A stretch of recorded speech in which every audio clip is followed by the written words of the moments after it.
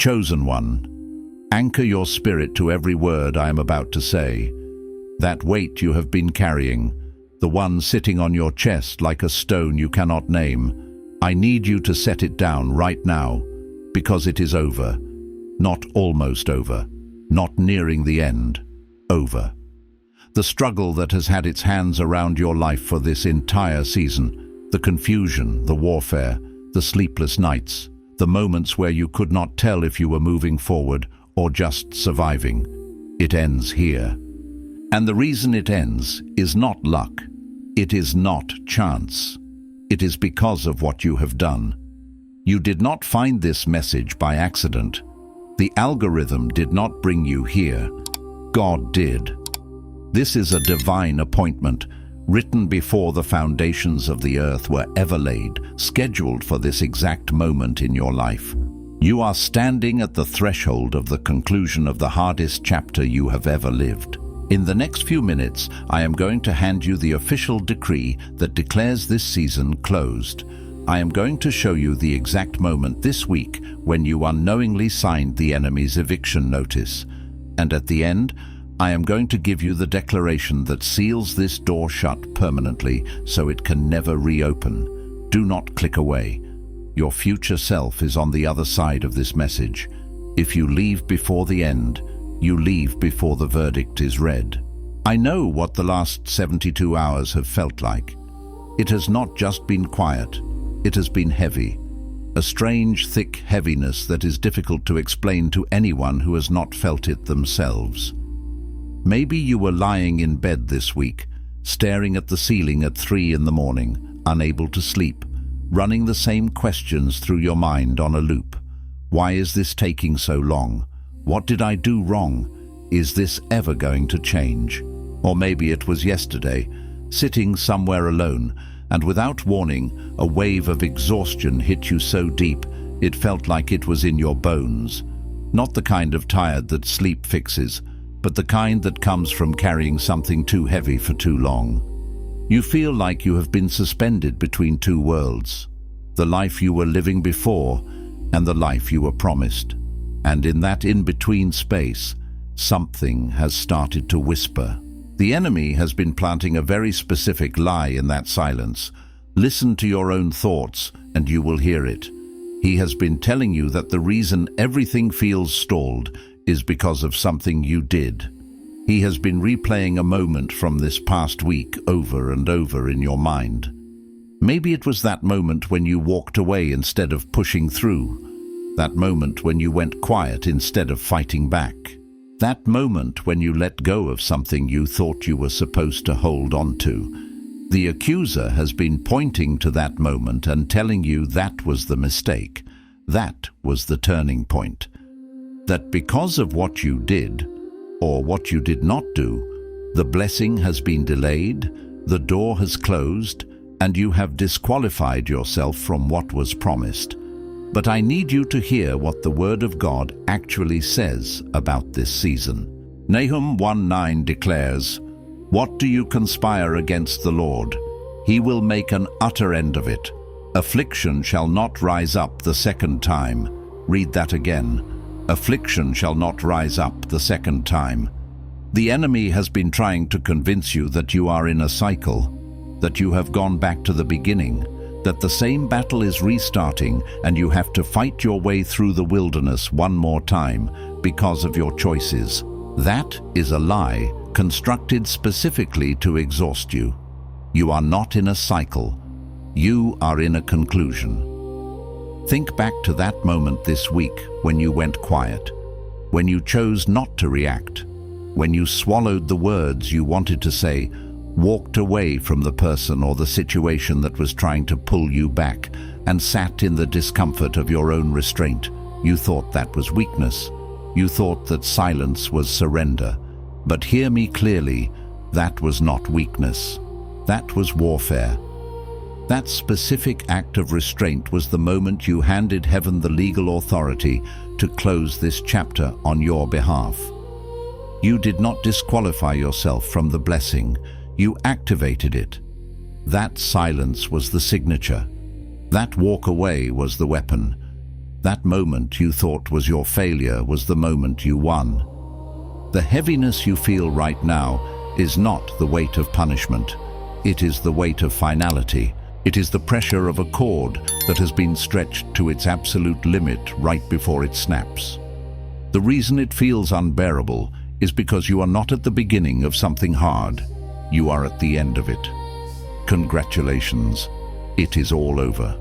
You will never have to go through that again, and I am about to show you exactly why. Here is what most people never get to see. They feel the ending. They sense it. They almost touch it. But because they do not understand what an ending looks like in the spiritual realm, they walk away from it, thinking it is still a beginning. It is a peculiar spiritual myopia, a kind of divine nearsightedness where the final brushstroke of a masterpiece is mistaken for a preliminary sketch. They perceive the final chord of a symphony not as a resonant conclusion, but as a dissonant pause awaiting another movement. They stand at the precipice of their longed-for breakthrough, their hands outstretched, almost grazing the hem of the garment of victory, yet their minds are still searching for the faint glimmers of a new dawn, missing the blazing noon of completion. And so the breakthrough arrives, unfolding with the quiet majesty of a sunrise after a long night.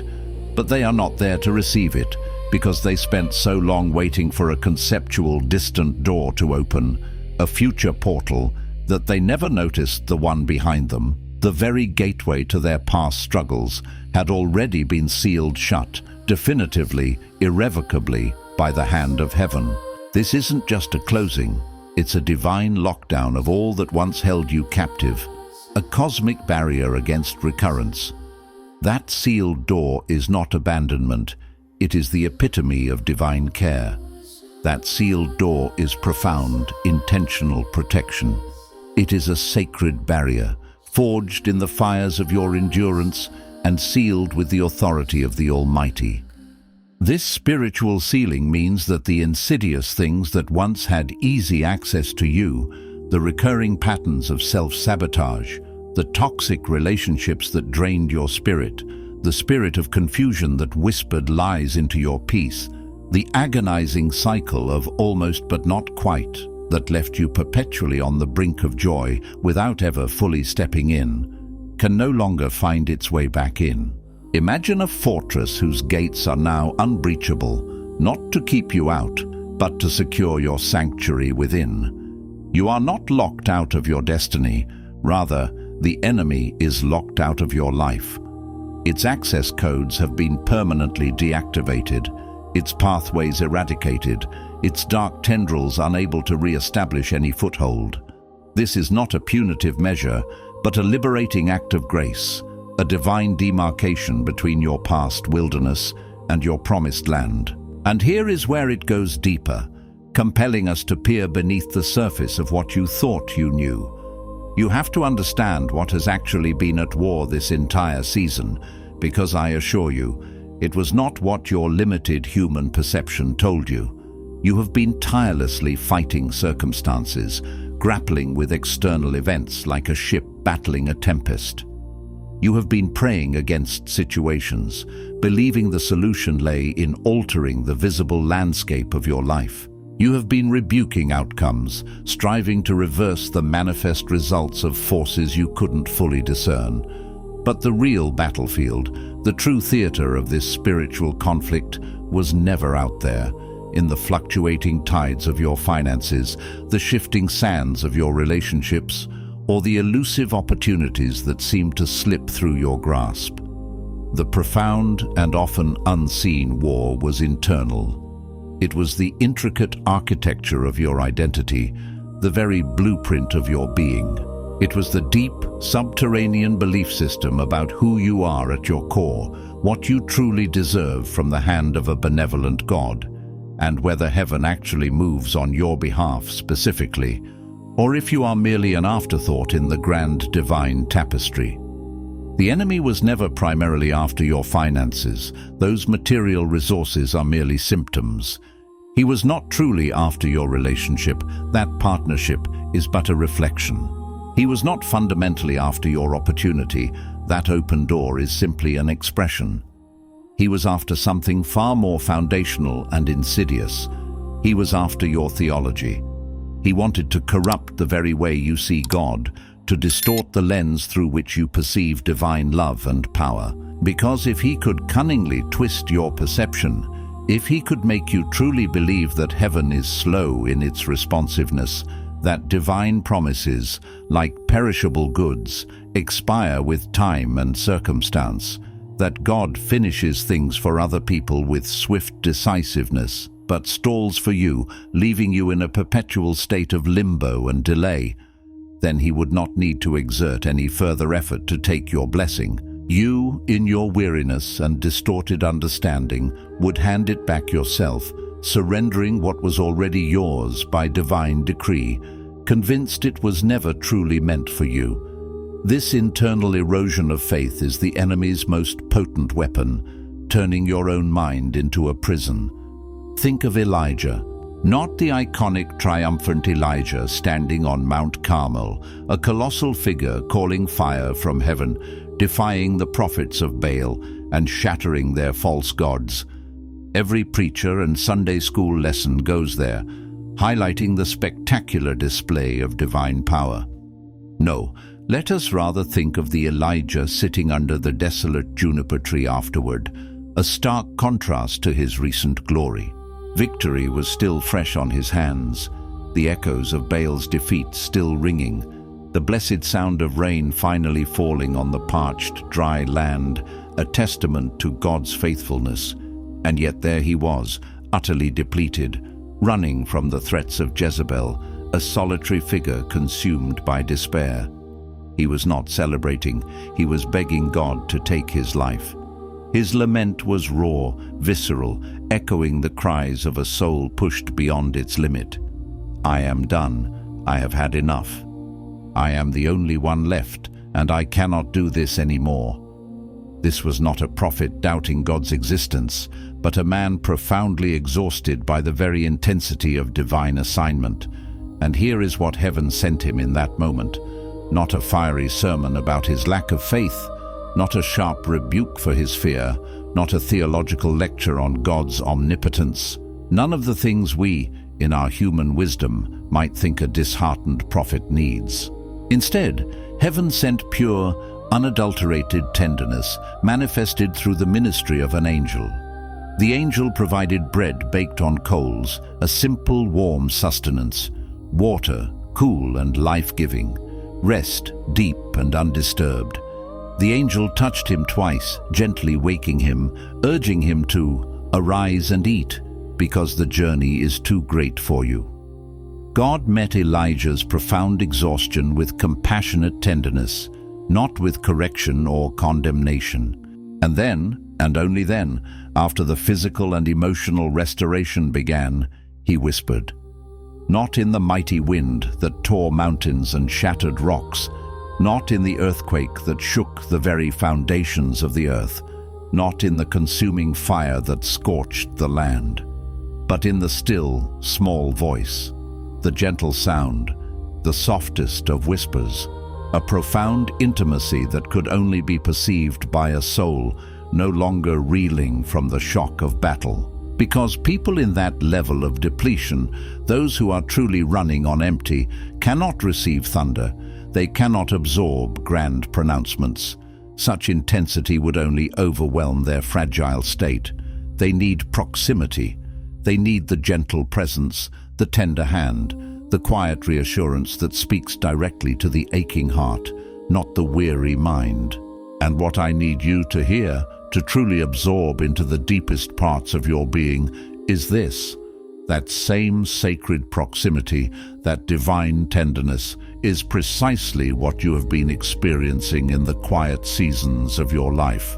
That profound heaviness that settled upon you, making you feel isolated and distant from God, was actually a profound closeness, heaven drawing in so near that the spiritual atmosphere became dense with its presence. That deafening silence, which felt like heaven had gone dark, like the cosmic lights had been extinguished, and you were left utterly alone in the void, was actually heaven leaning in close enough to whisper, its breath stirring the very hairs on your neck, its voice too soft for the clamor of the world, only audible in the deepest stillness. You were not abandoned in that stillness, in that perceived desolation. Far from it. You were being meticulously tended to, like a cherished garden in a drought, or a beloved child recovering from illness. You were twice touched, just like Elijah, once to awaken you to the need for restoration, and again to empower you for the path ahead. You were being prepared for a journey, a divine assignment that requires your full, undivided strength, not the leftover fragments of someone who has been running on empty, fueled by sheer willpower and remnants of hope for an entire season. This period was not a void, it was a sanctuary of profound spiritual recalibration. But here is something most people miss entirely, a crucial spiritual principle, often overlooked in our haste to move forward. The provision always precedes the instruction. The nourishing bread came before Elijah was given the next assignment. The profound rest came before the revelation of God's plan and presence. This is a fundamental law of the kingdom. God does not send you hungry into battle. He does not launch you into a new season without first fortifying your spirit, soul, and body. And the deep restorative nourishment that has been flowing into you, subtly yet powerfully, through the very moments of quietness and perceived absence that you struggled through. That was not a sign of neglect. That was preparation food. It was journey food, specially tailored sustenance designed for the unique challenges and opportunities awaiting you. It was strength for what is now opening, not what is now closing. It was the spiritual equivalent of packing your bags and filling your canteen before embarking on a grand expedition, ensuring you have every resource necessary for the victorious path ahead. Stay with me, lean in even closer, because what is coming next in this message is not merely another insight. It is the layer that breaks the cycle at its actual root, not just its superficial manifestations, but at the very core of what has held you back, disrupting the pattern of your struggle with a liberating truth that redefines your entire approach. You have been thinking about breakthrough as a future event, a distant glimmer on the horizon, a coming thing, something that awaits you in a nebulous future, a specific date on a divine calendar that you have not yet arrived at, a prize to be attained after further struggle and effort. And that framework, as sincere as it is, as rooted in diligent faith as it may feel, has inadvertently been keeping you in a passive position of waiting when heaven has unequivocally been calling you into an active posture of receiving.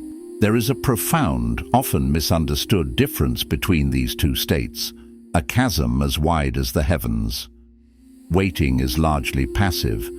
It often implies an empty-handedness, a gaze fixed on what has not yet manifested, a posture of yearning for something external to arrive. It is standing idly by the shore, hoping for the tide to turn.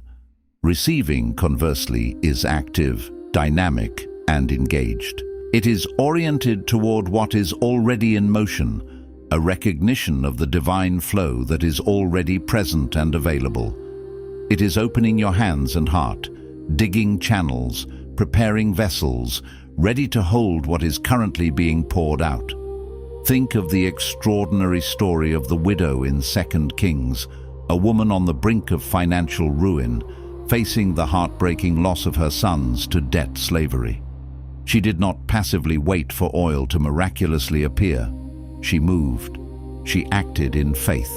She gathered every single empty vessel she could find from her neighbors, not merely the ones she thought she needed, but every available container, a testament to her expanding faith and her willingness to create space.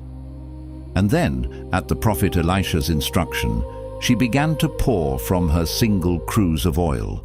And the oil did not stop flowing. It did not cease its miraculous multiplication until she literally ran out of containers. The miracle, the outpouring, had a ceiling, And that ceiling was not God's boundless generosity, which is infinite and inexhaustible. No, the ceiling was her capacity to hold what was coming, her readiness to receive what God had already set in motion. Her faith was not just in God's ability to provide, but in her own willingness to prepare for that provision.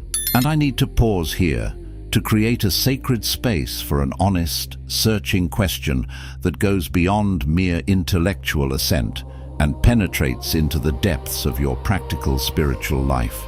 Have you truly been building your containers? Have you moved beyond merely praying for the overflow, a beautiful and necessary act of faith, to actually expanding the vessels of your life, the very structures of your being, to hold what God has already decided to pour into you? Because let me assure you, unequivocally, the overflow is real, the promise is real, the boundless abundance of heaven stands ready to manifest in your life.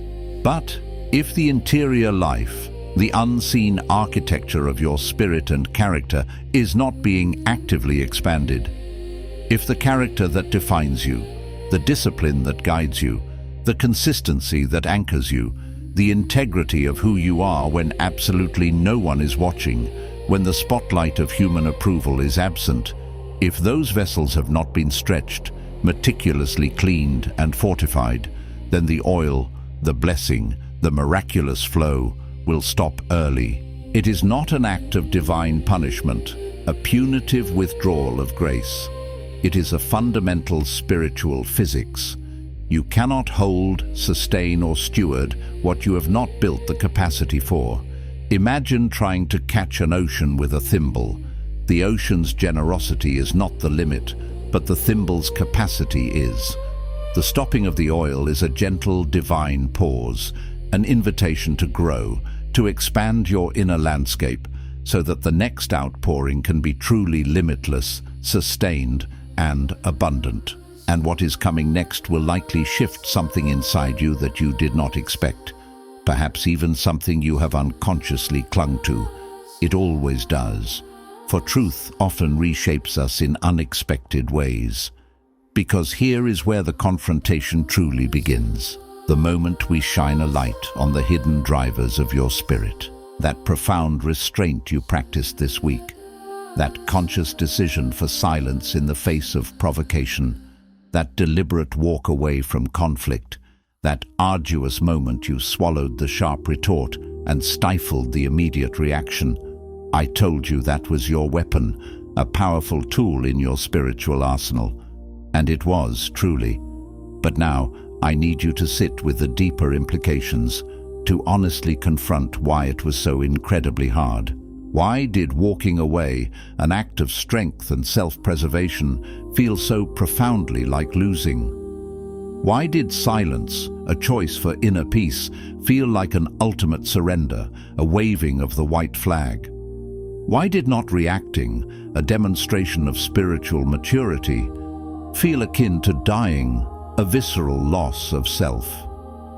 It is because somewhere, deep beneath the active surface of your breakthrough, beneath the fervent prayers and the confident declarations and the unwavering faith you have cultivated, there has been a primal, deeply human need for acknowledgement, a profound, almost invisible hunger to be seen in the right, to be publicly vindicated in front of the very people who doubted you, who dismissed you, or who deliberately wronged you. There is a deep yearning to have that undeniable moment where what you endured, the pain you suffered, the strength you mustered, becomes glaringly obvious and undeniable to everyone who watched you struggle, to witness their recognition of your unjust suffering. This desire, while understandable, can become an unseen tether to your past. And let me be absolutely clear. God is not shaming you for that desire. That deeply human hunger for vindication is not, in itself, sin. It is a natural byproduct of our inherent longing for justice and righteousness. But if it is subtly driving the timeline of your peace and progress, if it is the invisible thread tied to your deepest sense of rest, so that your spiritual peace is conditional on being seen and publicly acknowledged.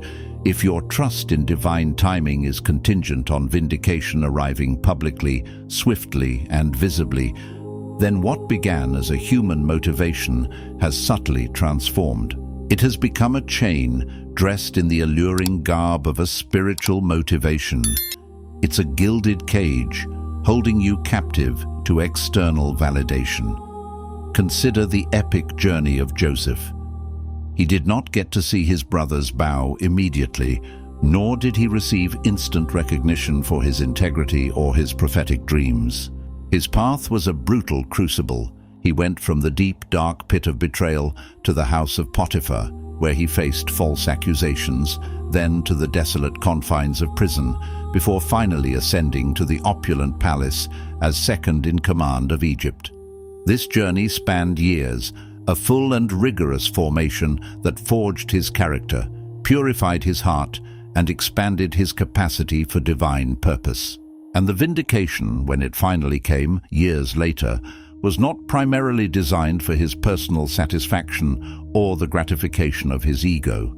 It was profoundly designed for their salvation, the salvation of his brothers, the very ones who had wronged him, and through them, the preservation of an entire nation and the lineage of a covenant people. He had to become something so far beyond the wound, so utterly transformed by his walk with God, that when the moment arrived and he saw their faces, twisted with fear and guilt, he could look upon them with eyes of grace and profound understanding. He could declare with genuine spiritual authority, "You meant it for evil, but God meant it for good to accomplish what is now being done, the saving of many lives." This was not just a powerful statement, it was the testament of a man who had truly transcended his pain. He was not performing forgiveness for an audience, not just uttering words of pardon while bitterness festered secretly beneath the surface. He had genuinely outgrown the deep, corrosive need for revenge, for personal retribution, for even the satisfaction of seeing them grovel. The wound no longer defined him. It had become a scar, a testimony, not an open gash demanding payment. And that, my beloved soul, is the profound and liberating place heaven is calling you to, not a superficial place where you pretend the wound did not happen, where you deny the reality of your suffering or the injustice you faced. No, it is a deeper, more powerful place where the wound, though acknowledged and remembered, no longer has the authority to make decisions about your future, to dictate your peace, or to limit your potential. It is a place of sovereign freedom where your spirit is no longer tethered to the pain of the past, but is free to soar into the limitless possibilities of your divinely ordained future. And yet, beneath even that profound revelation, beneath the layers of vindication and forgiveness, there is one more, even deeper layer. And this is the part that is going to feel unexpected, perhaps even confronting in its intimacy, because it is the part that does not come from outside of you at all, but from the most sacred and guarded chamber of your own heart. It is the final frontier, the last veil to be lifted, the real thing holding you at the threshold of your blessing, the actual, undeniable final barrier between you and the fully inhabited promise, between you and the complete possession of all that God has spoken over your life, is not the enemy, though he certainly tries to exploit it. It is not the people who failed you, who disappointed you, or who deliberately hurt you. It is not the lingering delay that stretched your patience to its limits, nor the unanswered prayer that echoed in the silence of your heart, nor the stubborn circumstance that has not yet shifted despite your fervent pleas. No, the last, most subtle, yet most formidable thing standing between you and the complete, unreserved possession of what God has unequivocally spoken over your life is your intricate relationship with your own worthiness. Not a mere performance of worthiness, an external display of piety or effort designed to earn favor. Not simply declarations that you are enough, though those affirmations are good and necessary.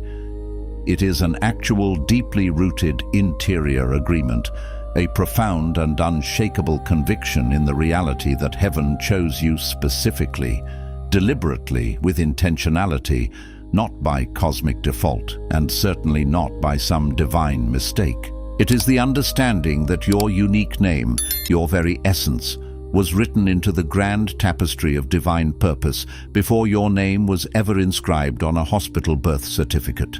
It is the knowing that the intricate blueprint for your life, with all its glorious detail and potential, was drawn in the boundless realm of eternity, and that temporal time, with all its passing seasons and fleeting circumstances, has never had the ultimate authority to cancel that divine plan, only to sequence it, to unfold it according to a higher, more perfect timing. This inner agreement is the key that unlocks the final door, because here is what happens precisely at that sacred threshold. God, in His infinite grace and perfect timing, says, "Enter. The door is open, the way is clear, the promise is ready." And something, often subtly, almost imperceptibly, yet powerfully, hesitates inside you. Not because you do not believe He said it. You do, intellectually. You believe it for other people with perfect, crystal-clear clarity. You can discern the anointing, the calling, the divine favor on a stranger's face, and proclaim it with complete confidence, encouraging them with unwavering conviction. But when you turn that same radiant certainty, that same unwavering faith, on yourself, something deep within flinches, something ancient shrinks, something whispers, a serpentine doubt slithering into the quiet chambers of your heart. But are you sure it meant me? Are you certain I am not the exception to this grace, the anomaly in this divine promise? Are you positive I have not done too much, waited too long, fallen too many times to truly qualify for this unmerited favor? These whispers are echoes of old wounds, not new attacks. And that persistent whisper, that subtle voice of self-doubt, is the last wall. It is the final barrier, often invisible, yet as strong as steel. And crucially, it does not come from hell. It does not originate from the direct assault of the enemy who merely exploits existing vulnerabilities. It comes, unequivocally, from a wound, a deep, unhealed place within your own soul, a residue of past pain, rejection, or self-condemnation. And wounds, fundamentally, need healing, not warfare. They need the gentle touch of the healer, the soothing balm of grace, the compassionate understanding that allows for repair and restoration, not the aggressive tactics of battle that only exacerbate the raw ache. You cannot fight a wound. You must tend to it with tenderness and truth. So tonight, before anything else, before you engage in any other spiritual discipline, this is what I am asking you to do. Not to claim the promise with striving and force, not to rebuke the enemy with renewed vigor, for he has already been shut out. Not to war for the blessing as if it were a contested territory.